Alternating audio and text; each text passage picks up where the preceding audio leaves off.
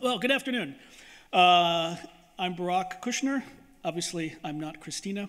She asked me to stand in, well, just telling people on the film so that they know that I'm not her. She's away fundraising abroad for a bit of time and asked me to stand in to introduce our speaker for today. And I've taken a short lesson in Finnish to be able to pronounce our speaker for today, Merja Polvinen. Did I even get? Okay, I was working hard on that because I've been getting it wrong for weeks prior. She has been at the University of Helsinki, teaching there since 2001 and completed her PhD in 2009. She had several years postdoc in Scotland and also in America, where she was at Ohio State University. We wait for a... We'll take a brief pause as we...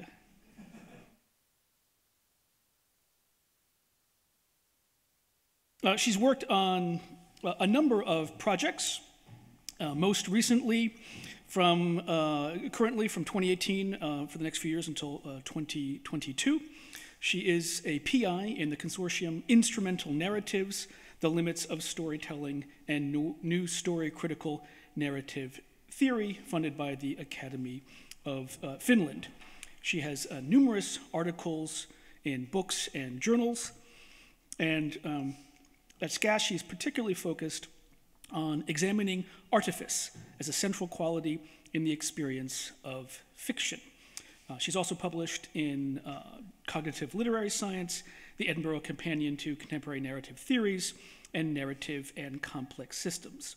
So today she's going to be talking to us about self-reflective narratives as cognitive artifacts. And as you can tell, I still haven't mastered the experience of kind of using glasses and looking up and looking down as I read. And for those of you that can't read, I will verbally tell you the title of her talk, which is Enacting the Artifice, a Cognitive Approach to Literary Self-Reflection. And please join me in welcoming Merja.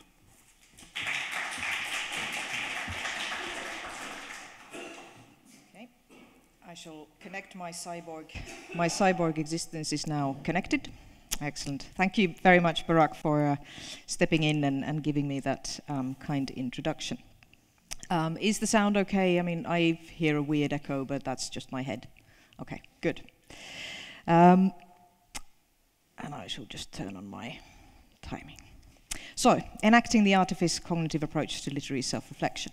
I mean, the stuff that I want to talk to you about here is mainly to do with, as Barak said, my current project, which is aiming to be a monograph, probably completed during my time at Scas. That's the aim. But I will not go through the whole book today, obviously, that would be too much. But just as a sort of outline of what I will be talking about today. First, I'll say a little bit about the aim of cognitive literary studies in general. What on earth is it about? What is it trying to do? I'll go through a couple of problems that have been encountered in reaching that aim. I will also be looking at how literary self-reflection and enactive cognition, the stuff that I'm mostly talking about, how the combination of those could help in solving those problems that I see in the current setup. And then I'll go through a case study of particularly self-reflective literature, and that is a case of narrative time and the experience of speed. So, aim of cognitive literary studies. What we're talking about is a field of study that meshes cognitive science, both the philosophy of mind and empirical neuroscience, with traditional literary research. And it does so in order to understand how and why human minds process works of literature. Now, there's some studies also that explicitly set out to look at literature as examples of mental action that can then be given to the cognitive scientists and said, see, this is how the mind works. But those studies I've been fairly critical of simply because they end up presenting a made-up mind as an example of a real human mental action. So mostly we're trying to deal with how we can understand literary processes better. Now, the kind of things that cognitive literary studies looks at are, for example, comprehension of plot structures, And for those, we look at processes of causality, of memory, of the ideas of prospection and retrospection, how we think about the future and how we think about the past, trying to imagine what is going to happen next and link it to what we already know has happened. We look at perceptual experiences of fictional worlds, including things like visual and kinetic vividness. Why is it that certain texts give us a sense of a very vivid, imagined reality and others don't? We look at social cognition, how readers identify or empathize or sympathize with fictional characters. We look at the fictionality-factuality distinction, whether it matters to us that a story has been made up, or whether it is all the same, whether it's true or not true, as long as it's constructed in a particular way. And also we look at aesthetic experiences of literariness, or things like style and poetic rhythm that Ewan already talked about before.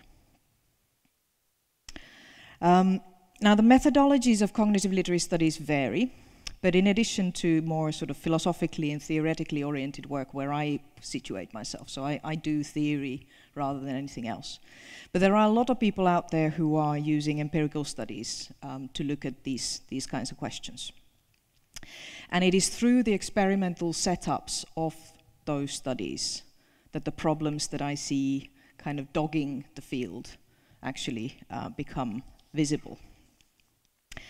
So the problems encountered.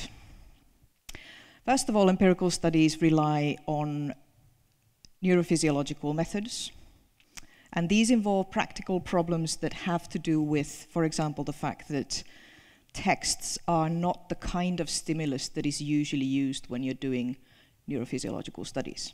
First of all, they're really long, usually. I mean, you can have a tiny poem, you can have a very short story, but those are not the paradigmatic case that we're talking about when we're talking about sort of general ideas of consuming literature.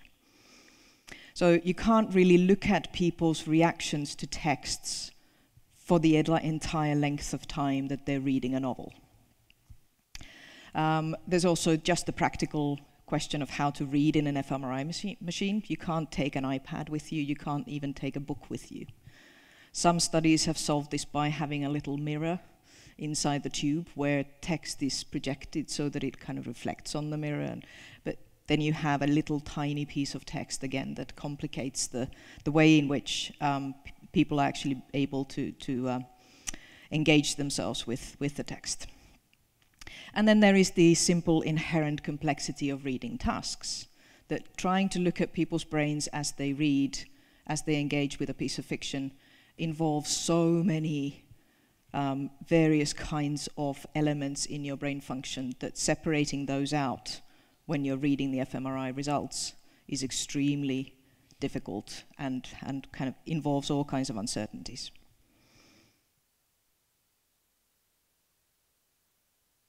Another thing that people do a lot is they use self-report questionnaires.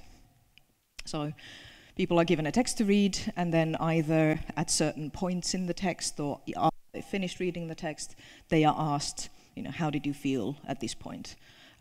What kinds of reactions are you having to these characters? Usually the problem here, of course, involves the fact that responses come after the fact. They're not responses exactly during the reading experience.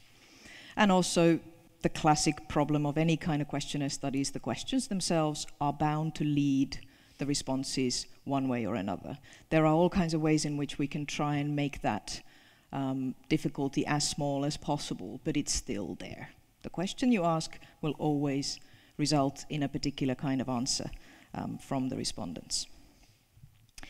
And the third one, which is what I will actually sort of focus on most today, is the idea of conceptual structures of what it means to read fiction are not particularly complex when a lot of these empirical studies are being constructed.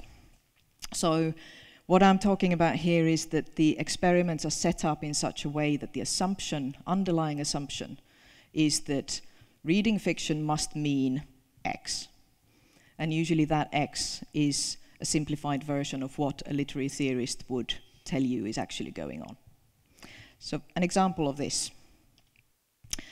There's a thing called Davis's Interpersonal Reactivity Index that has been used since 1980 in psychological studies to measure how individuals are either how much of a tendency they have for empathizing with others.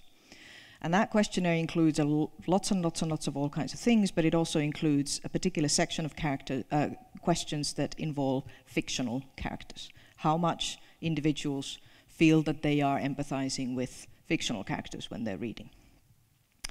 And you have questions like, question number 7, I am usually objective when I watch a movie or play, and I don't often get completely caught up in it. Or item number 12, becoming extremely involved in a good book or movie is somewhat rare for me. Now, the way that these responses to these items are then interpreted by any scholar trying to understand a person's empathy index is that the words like being caught up in a story or being involved in a good book means that you're empathizing with characters. That is the only way that somebody can be involved in a story. That's the underlying assumption. Another example is Green and Brock's transportation scale. Now, this was developed specifically for studying experiences of literature, particularly for the idea of how easily we are immersed or transported into the fictional world.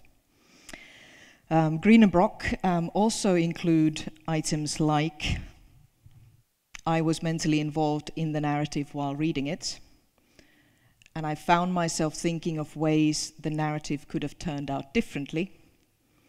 And these kinds of items are all calculated in the results as meaning that the person is really caught up in the characters and the events in the world of the fiction. There is no way for a respondent sort of giving their responses to these questions to say, I was really, really involved with the language. I was absolutely sort of excited about how the narrative could have turned out differently as a narrative structure, as a piece of written story making or storytelling. So the point here is that when these kinds of questionnaires have been constructed, they are starting out with an assumption that there is one particular way of enjoying and engaging with literature, and that is imagine that the characters and the events that you're following are happening, are true. And that's how good literature functions. No room is left for the idea of literary artifice. No room is left for the idea of being really engaged with a narrative structure or the beauty of language or conceptual ideas being projected by that literary work.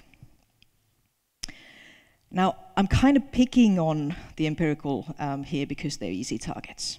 But these similar kinds of problems also are there in the theoretical discussion. And my work is sort of very much trying to deal with the problems that arise from these simplifications and trying to see how the connection between cognitive literary studies and the kind of problems that I see here could be solved.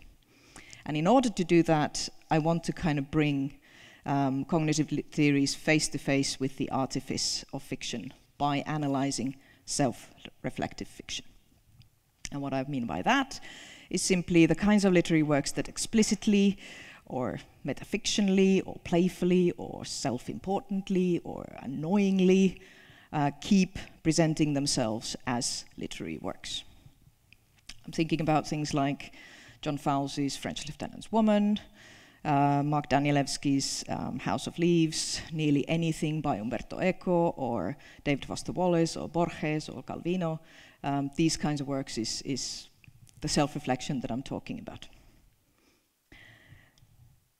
And these kinds of works are seen by theory, usually, to deny their readers the experiences of immersion and illusion that fiction is supposed to aim for. And instead, these kinds of works front-load their artifice, their made-upness, their fictionality.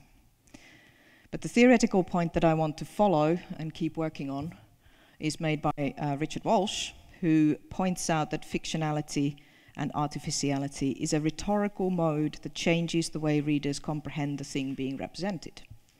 So awareness of its artifice is innate in any response whatsoever to fiction as such. If you're not involved with the artifice, you're not actually involved with the work as a piece of fiction. Then you are under some kind of an illusion, and that's a completely different process. So my point is to try and find a model of cognition that allows for this position set out by Walsh, that the awareness of the artifice of narrative fiction is always there, and also that it does not stop fiction from being emotionally engaging and relevant to our experience of life. And where to find that model? In enactive cognition. Enactive cognition is part of a group of cognitive theories often known as the 4E theories, embodied, embedded, enactive, and extended theories of cognition. And this is an idea that has its roots in, first of all, in biological autopoiesis, the idea of what life is, and also in phenomenological philosophy, especially Maurice Merleau-Ponty. Enactive cognition sees mental life as related inherently to bodily activity, that mental life is bodily self-regulation, that's the biological side of things, that it is intersubjective interaction, and most importantly, that it is sensory-motor coupling with the environment. And that sense of sensory-motor coupling is something that comes across this formulation by Evan Thompson that he's kind of presented in various combinations, this time coming from an article with Giovanna Colombetti, that living beings are autonomous agents that actively generate and maintain their identities, and thereby enact or bring forth their own cognitive domains. I'll come back a little bit to what that bringing forth actually means, but generally speaking, what we're talking about is that the creature, us, whatever living creature, is what it is partly because of the environment in which it exists. So we are shaped by the cognitive niche or the living niche in which we exist, but also that the environment is to the creature and its perception what it is because of the creature's own sensomotor reaction. So there's a way in which we are constantly changing our environment by being what we are. So, going into my case, and this is a particular case of the kind of spatio-temporal experience of narrative, particularly of literary self-reflection as narrative speed. John Barth's On with a Story from 1995 is a short story republished, confusingly enough, in 1996 in a collection called On with the Story, Stories. And you'll get the idea of what kind of a writer he is just from that. This story presents a set of nested narratives in which not a lot happens at all. In one story, two people have a conversation on an aeroplane, and in a story within that story, a woman sits alone in a traffic jam. But each of these narratives breaks off in a series of self-reflective digressions that comment on themselves, on each other, and on the general nature of storytelling. We start with a frame that many of us can identify with, sitting on a plane. Here, an unnamed author and a fellow passenger called Alice discuss another short story called Freeze Frame, published by that unnamed author in the In-Flight magazine. Freeze Frame is about a woman stuck in traffic and stuck in her life, while her narrative is equally stalled by the narrator's digressions into the physics of relative motion. And here's a description of the Freeze Frame story in the words of the frame tale narrator. Seat-belted in her gridlocked and overheating Subaru, the protagonist of Freeze Frame is moving from St. Louis's Gateway Arch towards University City at a velocity, alas, of 0 miles per hour. Likewise, although her nerves are twingling, her hazel eyes brimming, her pulse and respiration pulsing and respiring, and her thoughts returning already from tourist boats to the life problems that have her by the throat, her movement, from the recentest event in her troubled story to whatever next, 0 narrative miles per hour, so to speak, as the station wagon idles and the author digresses. While this story within the story brings us a stalled life in an unmoving car, the setting where that story is read is one where stillness combines with speed, the herring limbo of the passenger plane. At the level of this framing narration, the descriptions of the lack of movement in freeze frame do in fact generate dizzying speed. By bringing in not only jet aeroplanes, but also planetary spin and the movement of Earth in its orbit, all the way to the sun's rush within the structure of the Milky Way and the stupendous speeds of galaxies in their superclusters.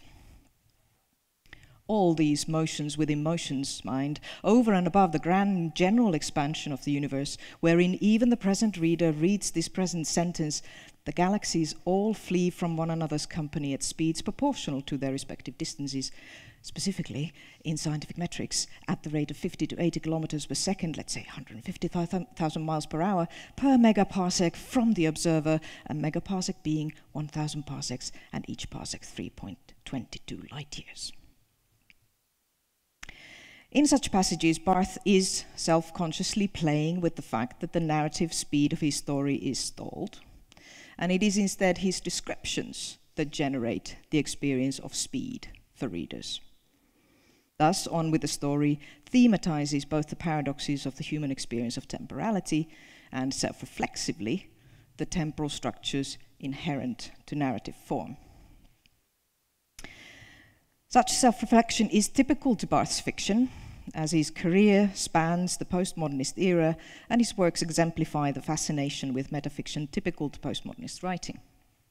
From his first novels, The Floating Opera and The End of the Road in the late 50s and 60s, to his later work in the 80s and 90s with Tidewater Tales and The Last Voyage of Somebody the Sailor, on to the most recent collections of essayistic narratives in, for example, Every Third Thought, from 2011, Barth has never settled for simply telling a story. Or better, has always refused to think there is anything simple about telling a story. So in the rest of this talk, I'll focus on the nature of the spatio-temporal self-reflection in On with the Story, and combine a reading of the metafictional elements in Barth's narrative with an enactive, embodied theory of literary self-reflection. In literary critical discourse, experiences of self-reflection are often presented as moments of suspension and pause that stall the narrative movement and disconnect readers from the action. My aim here, however, is to conceptualize textual self-reflection as an embodied experience of speed, generated by our movement through the forms, the concepts, and imaginings offered by the cognitive environment that is the narrative. The reason why I want to make this argument about Barth and about narrative time in the context of literary self-reflection is to make tangible what it might mean to think of narratives as enacted environments. According to the theory of enactive cognition, all thought and action is skillful embodied engagement with our environments. Engagement where those environments themselves are enacted or brought forth by the creature. The environment is not just something the creature passively exists in, but its movement or its consumption of available materials change that environment from moment to moment. Following and developing theories of enactive cognition in what are called second-generation cognitive literary studies, readers' perception of story worlds has also been described as an active and skillful navigation of cognitive environments, including imagined objects, bodies, and spaces of narratives. My particular angle to the theory of enaction is to try and think of the environments of narrative fiction not in the sense of readers enacting the world represented in the text, whether a dystopian Moscow or Dickens's Paris, but but instead in the sense of readers enacting an environment that is a cognitive space, one where properties such as fictionality, artifactuality, and narrative structure are explicitly and ineliminably part of the environment. My central aim is to push cognitive literary studies away from too easy naturalizations and towards a view that would fully accommodate the cognitive exceptionality of narrative fiction, and I'll come back to that point later. Now, the challenges I've seen for the current cognitive approaches have had to do with the fact that fictional narrative is thought to do its work most effectively when readers are immersed in the story world. And that explicit artifactuality, metafiction, metanarration, other self-reflective techniques are seen to create a spatial and emotional distance that interferes with that work. But by focusing on effects that are thought to exist in spite of fiction's artifactuality, cognitive literary studies has been unable to analyze those embodied and emotionally engaged effects that arise precisely because of the artifactual nature of the text, from its form, rather than from its content, if we want to use that risky division. What is encountered during reading, I want to argue, is approached and engaged as it is because of what it is, an artifact, rather than an illusion of reality. So my particular interest in the role of the clearly signaled artifactuality of the literary work arises from wanting to understand how readers' minds are able to assume a perspective that is fully cognitively and emotionally engaged with both the fictional events and their artifactuality. One useful way of thinking about this has been presented by Terence Cave when he talks about thinking with literature as a process of creating and making use of cognitive affordances. The concept of affordance comes originally from the ecological psychology of James J. Gibson, and it refers to the way environments offer or afford certain behaviors and do not afford others. Like a chair affords sitting on or reaching a high shelf, but it does not easily afford lying down on or planting crops on or throwing to your dog in a game of fetch. You know, any kind of behavior that the chair clearly is not allowing you to do. So an affordance is both an external phenomenon covered by the laws of nature that set the physical properties of an object, but it is also a potential for action held from a point of view. In terms of more immaterial cognitive actions, the printout of my talk, the text stored on my laptop or accessed online by my phone afford me to remember what I want to say, or indeed to think things I would not be able to think without their help. What the idea of affordance and the theory of enactive cognition both offer is a focus on relationality. Life engages in adaptive ecological action, changing its environment to the extent that it can, and in the process creating new affordances for further action. And human life, as we know from our situation today, does this on a massive scale. Such thinking can lead us to all kinds of fascinating research about use objects, about societies, and about our relationship to the non-human environment. But I want to keep my focus here on the adaptation of this thought to the reading of fictions. What cognitive action do narrative fictions afford? How do we recognize those affordances? And how do we readers engage and shape the cognitive environment to change the repertoire of available affordances? What follows to our idea of what a literary work is, if we think about what it affords, rather than about what it represents? If we take up and enact the experience that fictions afford us, what kinds of environments are we engaging with? Back in Barth's story, Such questions arise as the narrative blends together the experiences of both Alice, the reader on the plane, and the narrative audience of her experience of reading freeze frame. The dynamics of both readings are, in fact, embedded by Barth's framing narrator in the dynamics of the entire speeding system of the physical universe. I haven't yet managed to get it said what the freeze frame story declares somewhere in that digressive pause before the space break beyond which Alice is currently reading, that all stories are essentially constructs in time, and only incidentally in the linear space of written words. Written or spoken, however, these words are like points in space, through which the story arrow travels in time. Just now it rests at this point, this word, this, yet of course never resting there, but ever en route through the next, through it to the next, from beginning through middle, etc.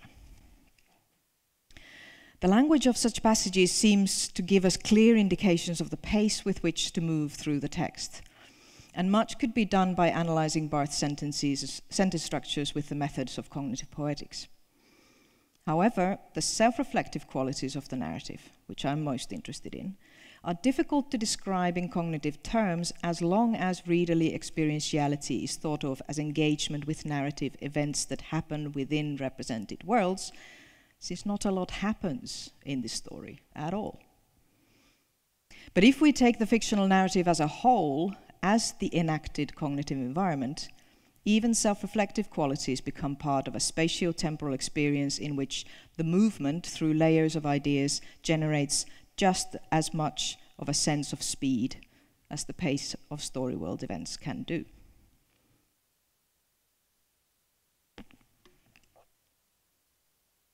If postmodernity, as Frederick Jameson famously argued, was a turn away from temporality or history or teleology and towards spatiality, then artistic self-reflection, which is usually conceptualized in terms of static structures, however convoluted, is surely one of the central mainstays of that spatiality.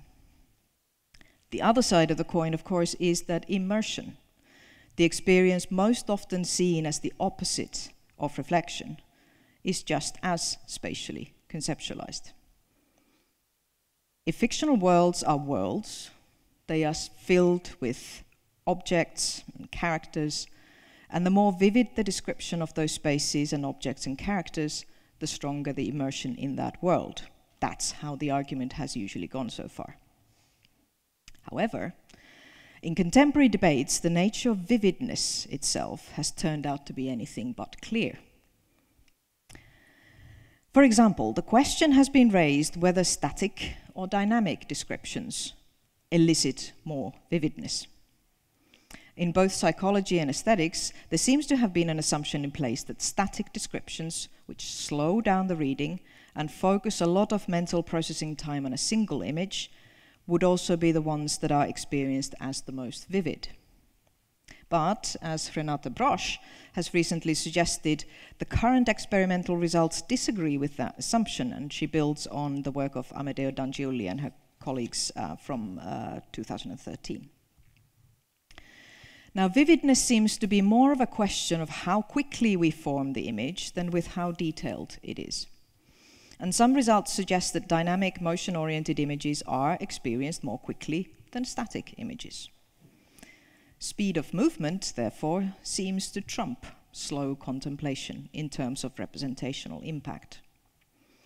Since speedy images are experienced as more vivid than slow and difficult ones, Brosch argues that the point of fictions that resist quick imagings is to train us to slow down and to focus on the image rather than allow ourselves to be taken in by the speedy, motion-oriented visualizing. And in this, she follows in the footsteps of Russian formalists and especially Viktor Shklovsky's. Immersive experiences do, of course, often depend on the narrative having a pace of events, as well as perceptual pull of vividness. We are transported into the fictional world not just by the images of places and objects and people, but by the movement of the narrative from one event to the next and by the dynamics of our own interaction with that movement, processes that Karin Kukkonen explicates through the paradigm of predictive processing and through the idea that narrative offers us a sensory flow designed or curated by authors to generate specific effects. Also, when James Phelan defines narrative speed, he draws our attention not only to the pace of plot revelations in the text, but also to the pace of the interpretive and ethical judgments readers are asked to make. These discussions usefully focus our thinking on elements of readerly experience that are not immediately oriented towards story events or even the rhythm of language, but on a more abstract readerly actions that nevertheless tend to be described in terms of speed. Most intriguingly for me, Karin Kukkonen's discussion of plots and the probability designs in texts combines Wolfgang Iser's construction-oriented implied reader position with the embodied and plot-oriented reader, thus opening new possibilities for thinking more broadly about what it is that readers engage with when they read. Is it words? Is it a world? Or something both between and beyond those two? Our sensory equipment is tuned to four-dimensional spatiotemporality. 3 of space, I can't do numbers, 3 of space and 1 of time. And in particular to the detection of movement, both movement of objects in our surroundings and the speed and quality of our own movement through space. Thus, for example, when presented with visuals where the same image repeats in ever smaller iterations, our 4D perceptual system wants to interpret those iterations as a single point of perception that moves through space. Here, or when we see ourselves in 2 mirrors at the same time, that are positioned kind of just right to form that kind of endless corridor of reflections. The eye's movement from one image to the next creates an effect called vection, a partial experience of self-motion. Another example that we recognize from our own embodied existence happens when we are on a stationary train next to another train. Vection is the impression we have of our train beginning to move when the other one actually does. We could then think that imagining the infinite regress of self-reflective mise en abîme on the basis of textual cues engages in a similar experience. The conceptual space we are in gives way to a series of others, and that sense of movement can just as well be conceived of as an experience of speed. This is what seems to be happening in Barth's story, but explicitly not in the experience of the main character of Freeze Frame. She, in fact, is only given a peculiar reverse version of the sense of vection, where things that should be moving are experienced as being still. Watching a Mississippi riverboat moving upstream next to her gridlocked car, she notices a man walking at the same time in the opposite direction on the deck of the boat, and he ends up staying parallel to her in her unmoving car, moving but staying still in relation. The narrative voice stops his description here and turns to the reader on the plane, Alice, who at this point in her reading is reminded of a train version of the reverse vection experience, while herself walking along the aisle of a train that moved in relation to a stationary one next to her. Dear present reader Alice suddenly remembers one such occasion somewhere or other, when for a giddy moment it appeared to her that she herself, aisle-walking, was standing still while train A, train B, and Boston South Street station platform, it now comes back to her, all seemed in various motion. As in fact they were, the freeze-frame narrator declares in italics at this point, his end-of-paragraph language having echoed mine and vice versa, and here the narrative, after a space break, takes a curious turn. And that turn is a massive digression into the nature of relative motion. What Barth is doing here, first of all, is describing a narrative, itself a peculiarly self-reflective action. But he's also orchestrating a situation where the forms of storytelling that are supposed to be stationary, description, and self-reflection are those ones that are experienced as speed, while nothing happens in the narrative, the aspect normally associated with pace and with movement. Furthermore, he's very explicitly using embodied strategies such as vection and the speed and ease of processing of the self-reflective descriptions to make them vivid in his reader's imagination.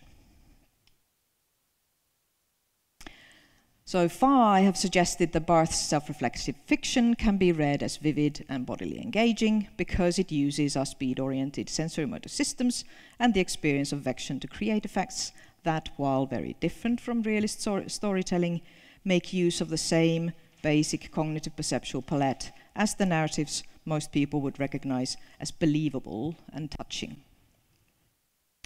But what then might follow to our theoretical understanding of narrative fiction if we board this spatio-temporal train of thought about literary self-reflection? My argument is that such a reading of self-reflection forces us to change our view of the nature of the cognitive environment that a narrative fiction is.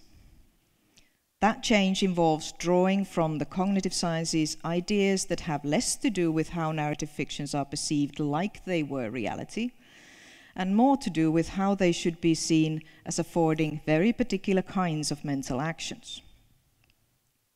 If, as Marco Caracciolo has argued, reading fiction is an active exploration of a non-actual environment, the non-actuality of that environment is one of the qualities we have to negotiate.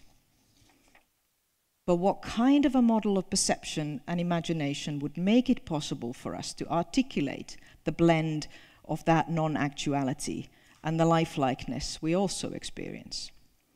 How can we know that stories are made up and still experience them as if they were real? Perception, as discussed in the enactive paradigm by philosopher Alva Noe, is constituted not only by the perceiver's mastery of patterns of sensory motor dependence, I'm quoting, but by the fact that the perceiver knows that his or her relation to the environment is mediated by such knowledge. According to this full-blooded duality of perceptual experience, seeing, for example, a plate on the wall from an angle includes an experience of the elliptical shape presented from that angle, as well as the circularity we know the plate to have, since our learned patterns of sensory motor perception tell us that from an angle, a circular object seems elliptical. Thus, such experiences include, in the same moment, how an object looks and how it is.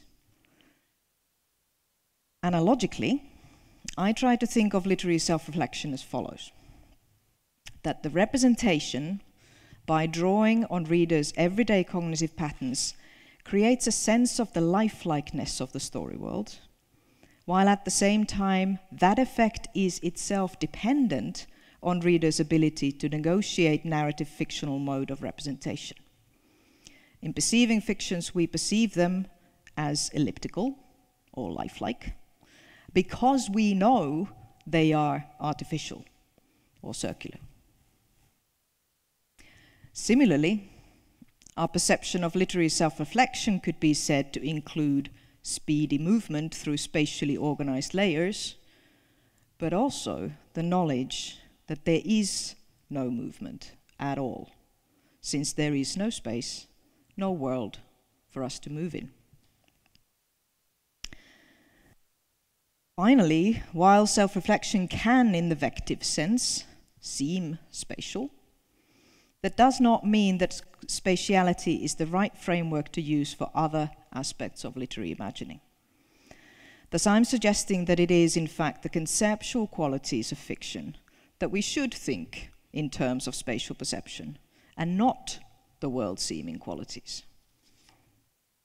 The sense of movement we experience in Barth's self-reflexive narrative shows that sometimes the aspects of the literary work that activate spatio-temporal perception are precisely not the ones that seem to mimic reality. if we limit cognitive analysis of spatiotemporal effects to what is being represented, we have no theoretical access to effects such as births, where motion-oriented visualizing happens not in the enactment of the world or the characters, neither the aeroplane nor the car are particularly moving, but in the enactment of literary form, including the self-reflective commentary. The fact that we can experience speed in a profoundly artificial narrative such as births reveals the profound differences between the actions afforded by our real-life environments and our narrative artifactual environments, even though they both engage the same human-embodied cognitive system.